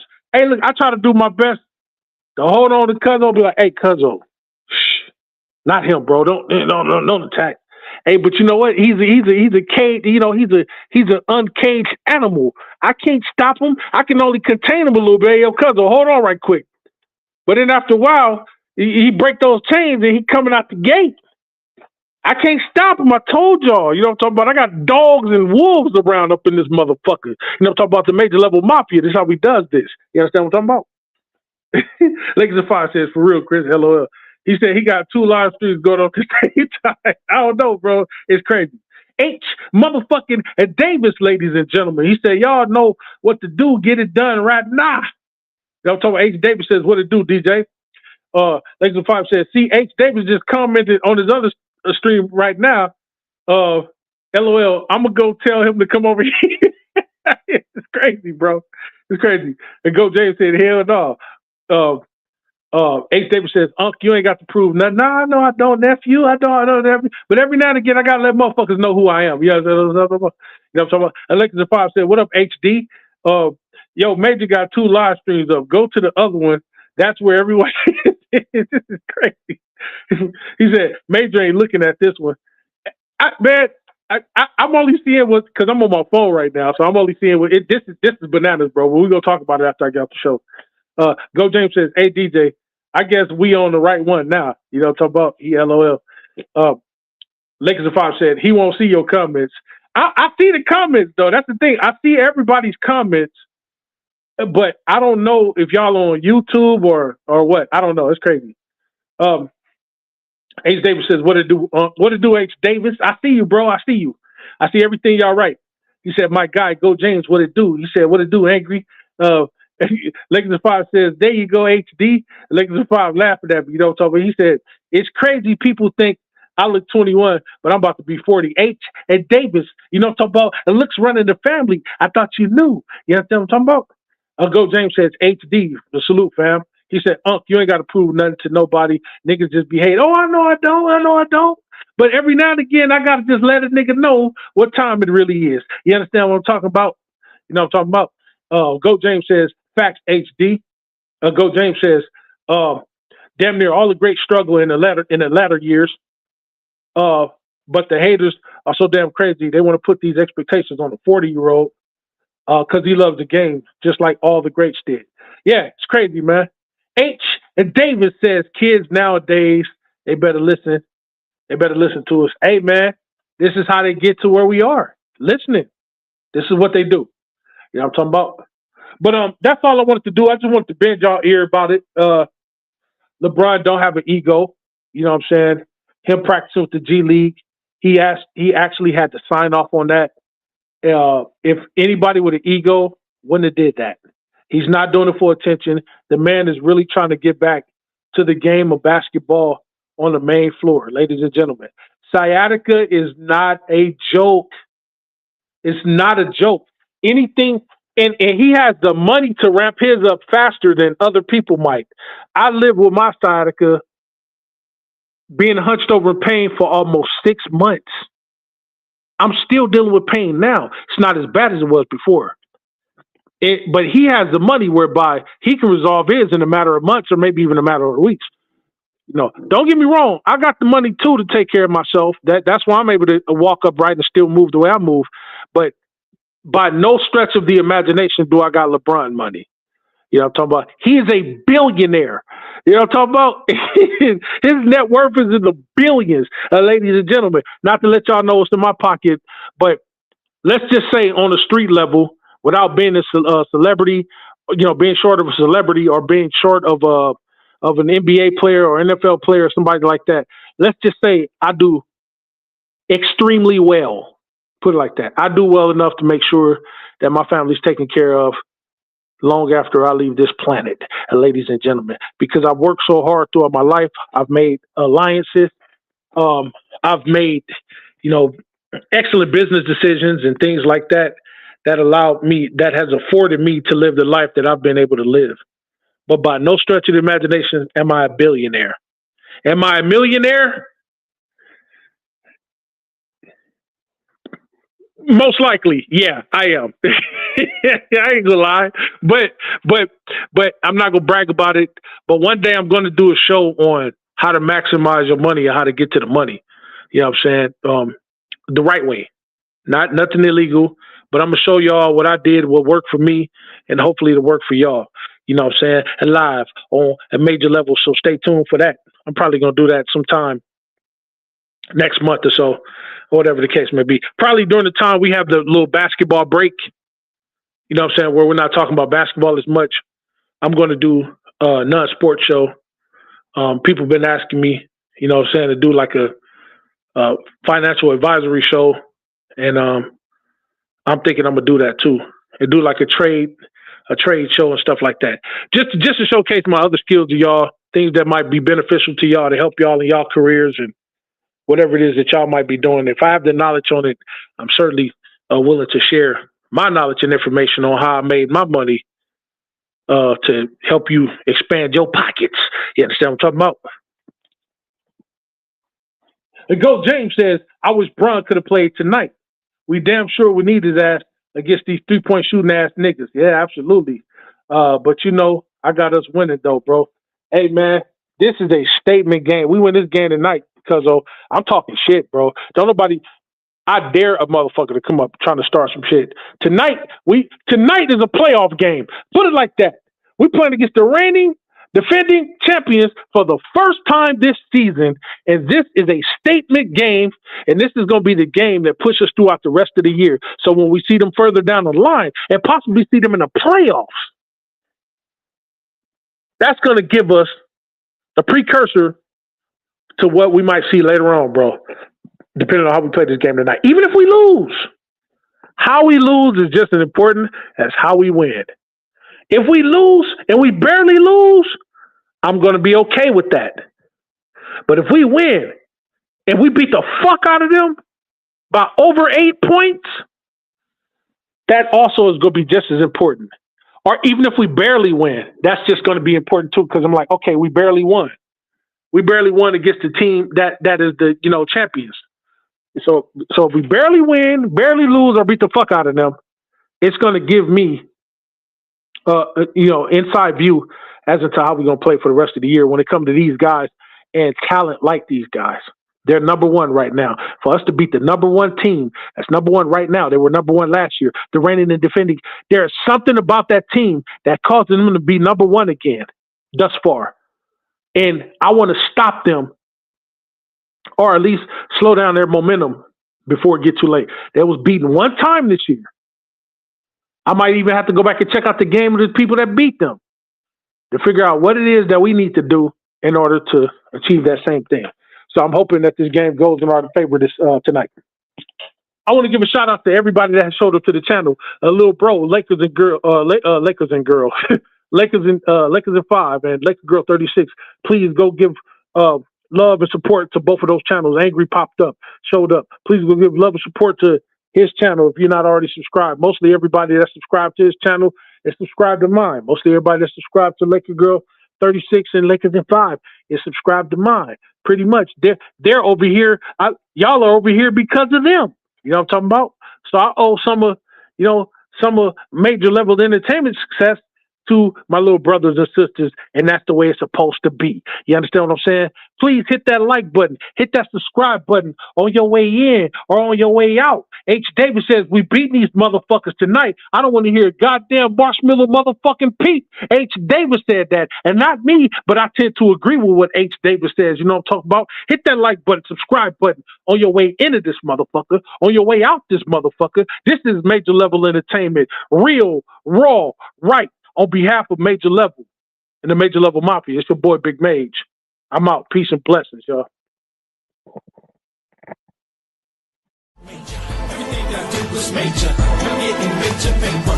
Every time I whip a track, the shreds like a cheese grater. When I hit your spot, it ain't no way that no one can save ya. Like I said before, anything I do, I'ma do it major. Everything I do is major. And I'm getting major paper. Every time I whip a track, the shreds like a cheese grater. When I hit your spot, it ain't no way that no one can save ya. Like I said before, anything I do, I'ma do it major. Everything I do is major. And I'm getting major paper. Every time I whip a track, the shreds like a cheese grater. When I hit your spot, it ain't no way that no one can save ya. Like I said before, anything I do, I'ma do it major. Everything I do is major. And I'm getting major paper. Every time I whip a track, the shreds like a cheese grater. When I hit your spot, it ain't no way that no one can save ya. Like I said before, anything I do,